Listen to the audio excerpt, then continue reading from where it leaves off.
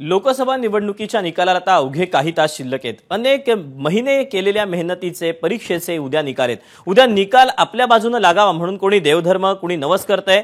छत्रपती संभाजीनगर लोकसभेचे एमआयएमचे उमेदवार इम्तियाज जलील हे मात्र व्यायाम आणि फिट राहण्यात व्यस्त आहेत। उद्याच्या निकालाची मला चिंता नाही, यश किंवा अपयश यापैकी एक मिळणार आहे, त्याची चिंता कशाला करायची असं त्यांनी एबीपी माझाशी बोलताना म्हटलेलं आहे।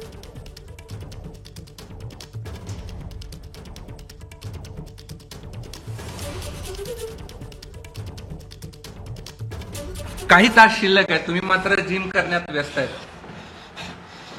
काय हे हेल्थ इज वेल्थ म्हणजे आपल्याकडे हेल्थ नसेल आणि आपण कितीही मोठ्या पदावर जाऊन बसलं तर त्याचा काही उपयोग नाही।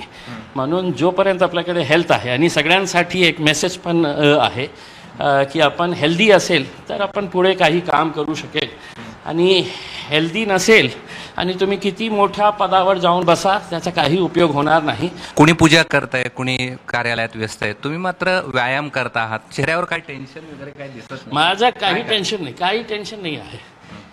काय हे कृष्णा की काय होणार, सिर्फ दो ही ये है उसमें, या तो आप हारेंगे या जीतेंगे उसमें।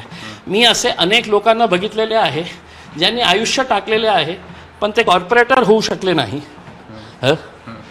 मला तर हे या गोष्टीचा अभिमान आहे की मी 28 दिवस पूर्वी आलो होतो, आमदार झालं। 22 दिवसापूर्वी निर्णय घेण्यात आला हो की लोकसभाची निवडणूक लढायचं आहे, खासदार झालं। आता I have done it, I have proved it. अब देखें अगर लोगों को पसंद आया तो करेंगे वोट। आता नेमका निकाल काय लागतो, यश की अपयश, या दोनच गोष्टी आहेत हे त्यांना मान्य आहे। कॅमेरामन धनंजय दाउंटेसह मी कृष्णा केंडे, एबीपी माझा, छत्रपती संभाजीनगर। एबीपी माझा, उघडा डोळे बघा नीट।